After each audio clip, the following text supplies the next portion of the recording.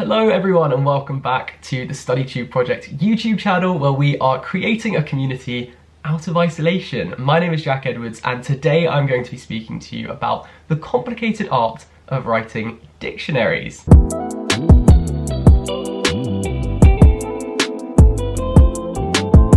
So somewhat ironically, I thought I would start this video by giving you two definitions of important words that are quite crucial to understanding dictionaries and how they're written. The first one is lexicography. Now, lexicography is the art of writing dictionaries. So someone who writes a dictionary is a lexicographer. The second word is etymology. So etymology is the study of the origin of words and the way in which their meanings shift throughout history. Today I'm going to be speaking specifically about English dictionaries in this video, but Japanese, Chinese, Russian, and so many other languages also have fascinating histories with dictionary writing and lexicography, but today we're just honing in on English. Now, lexicographers have a variety of functions. Firstly, lexicographers educate because they teach us language. Secondly, they have a legislative function because they standardize language, although we'll go into that and how it relates to modern dictionaries a little bit later on. They also have a communicative function which deals with intercultural communication. And finally, they have a scientific function which is incredibly interdisciplinary because they bring words together from a plethora of fields into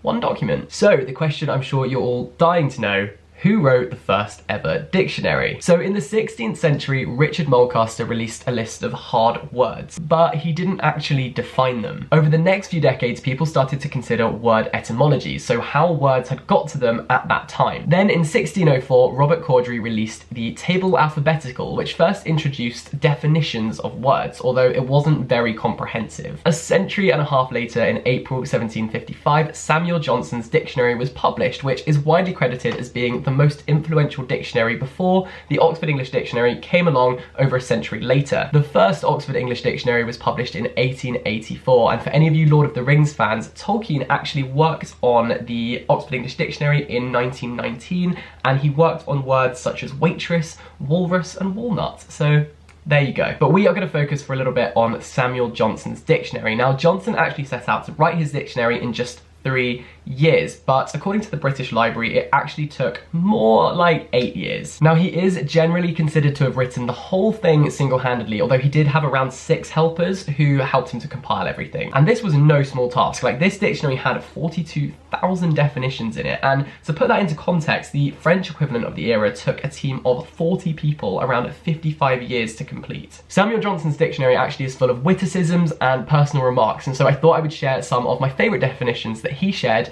just to give you an insight into how an individual early lexicographer had such an influence over his own dictionary. So Johnson defined the word lexicographer as a writer of dictionaries, a harmless drudge that busies himself in tracing the original and detailing the signification of words. He then defined the adjective dull as not exhilarating, not delightful, as to make dictionaries is dull work. Some of his definitions are a little bit lazy. I like to think that he probably wrote these right at the end of the day when he was about to clock off, or like dinner was ready or something like that. So bum is described as the part on which we sit, and a lizard is described as an animal resembling a serpent with legs added to it. Some definitions are a little bit far-fetched. For example, tarantula is described as an insect whose bite is only cured by music. But like I said, there are a lot of kind of personal remarks slotted into the dictionary. So for example, the word politician is described firstly as one versed in the arts of government, one skilled in politics, and secondly as a man of artifice, one of deep contrivance. Some politicians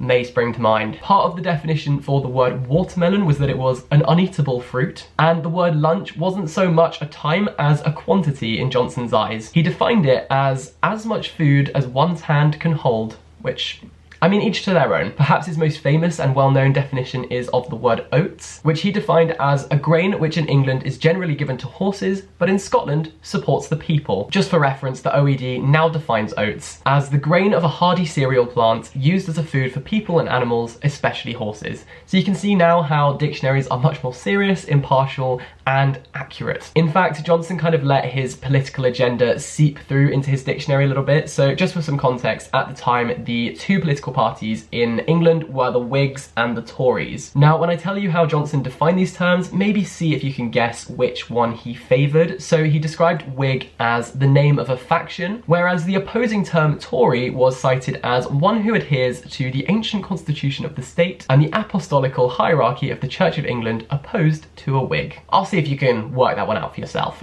And that kind of brings us on to the topic of the dictionary as a legislator of language, and one that often did have a political agenda. Samuel Johnson was particularly vocal of his desire to preserve a mother tongue in his preface to the dictionary, stating, "Tongues, like governments, have a natural tendency to degeneration. We have long preserved our constitution. Let us make some struggles for our language." So the early dictionaries were used to conserve language, and Johnson was actually paid 1,500 guineas at the time, which is the equivalent to around £200,000 now. Lord Chesterfield had similarly called for the end to anarchy in language, and Jonathan Swift, who wrote Gulliver's Travels, had suggested something similar to the French system, where they had written something that was pretty much the same as a dictionary. Johnson's dictionary also calls into question an interesting discussion about the canon, and this is because he claimed that he wanted to make celebrity out of certain authors who he revered, for example John Milton. In Johnson's dictionary there are some 114,000 literary quotations used to help define his words. So you can see how Johnson had a huge individual impact on preserving and immortalizing certain authors who he particularly enjoyed and we tend to study and learn about today. In fact, the full title of his dictionary was A Dictionary of the English Language, in which the words are deduced from their originals and illustrated in their different significations by examples from the best writers, to which are prefixed a history of the language and an English grammar. Who the best writers are is very much subjective, and one author Johnson read a lot was Shakespeare, and so he tried to kind of use a lot of Shakespearean terms in his dictionary, even ones that he didn't quite understand himself. The best example of this is the word troll my dams, and the definition reads, "Of this word, I know not the meaning." Now the reference to troll my dams comes from William Shakespeare's The Winter's Tale, and we now know that it was actually an Elizabethan game where you basically had to roll balls under arches, but it was set on a board on a tabletop, so sort of like croquet but with your hands. And just like troll my dams, many obsolete words inappropriately found their way into dictionaries of Johnson and also Noah Webster, who came after him. And that is because celebrated authors had used those words, whereas normal people probably didn't. The profound authority of the dictionary to perpetuate the use of obsolete words can be found in the poetry of W.H. Auden, who used antiquated terms such as flosculent, ubity, videnda, and burple, which essentially had no meaning aside from the value that the dictionary had sort of bestowed upon them. They just weren't used, they were totally obsolete, but because they were celebrated in the dictionary, Auden used them. Some words like this, however, have not stood the test of time, despite the dictionary's clear attempt to preserve them. So for example, words like unconsolable and cohibit, and even words used by celebrated authors, such as mansuetude, used by Chaucer and Browning, and Shakespeare's disquantity, which failed to avoid obsoleting despite their inclusion in the dictionary. Nowadays, modern dictionaries have the authority to declare words obsolete if they are no longer used. But crucially, they do this by examining books, newspapers, websites, such a variety of sources, unlike old dictionaries, which were kind of just down to the lexicographer's personal discretion. So for example, words such as dandyprat, which meant small boy, and healthsome, which meant salubrious, have been declared obsolete in the Oxford English Dictionary after diminishing from general use. On the flip side to that, we have the word korma, obviously meaning the Indian dish that many of us love. Now the word korma has been used in this country for hundreds of years, but it wasn't until the late 1980s and the early 1990s that the use of this word began to rise massively and then was added to the dictionary. Today we also use a lot of words that have descended from French, but back in the day Johnson didn't very much care for French loanwords, so he omitted a great deal of francophone words that we now use very frequently, such as champagne and bourgeois. Many French words that he did include, however, were often dismissed. For example, finesse was said to be an unnecessary word that is creeping into the language, whilst ruse was labelled a French word neither elegant nor necessary, which is just a bit rude, to be honest. Of course, today times have changed, and Merriam-Webster state that the three criterion for having a new word put into the dictionary is 1. Widespread use,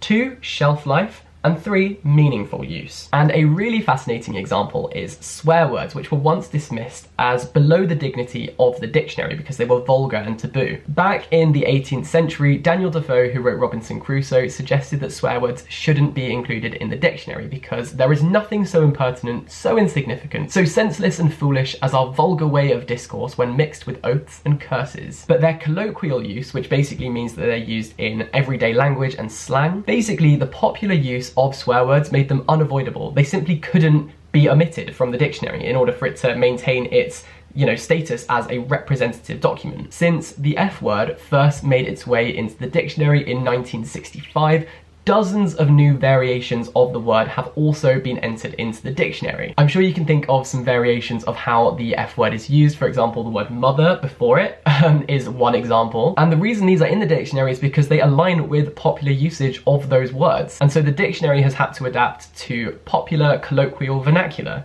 and added it into the dictionary. The growth of a new internet-originated dialect has developed through social media, including acronyms like LOL and OMG, which were both added to the Oxford English Dictionary in 2011, has again resulted in a modern acceptance of colloquialism, and other words have also been formulated by the internet, such as bae, WTF, K-pop, fangirl, and people do this without consulting the dictionary first. The dictionary then has to append and admit these words in order to preserve its relevance, and this exhibits how lexicographers have progressively shifted their study of language away from the work of canonical, revered authors and towards popular dialect, which conservatives with a small c once would have condemned. Today, modern dictionaries certainly possess an enormous authority, but this is now because they have a monopoly as an academic resource and not because they primarily choose which words should be deemed proper and correct. To preserve their relevance, dictionaries today have to adapt to the way that real people really talk, not just the way that famous authors back in the day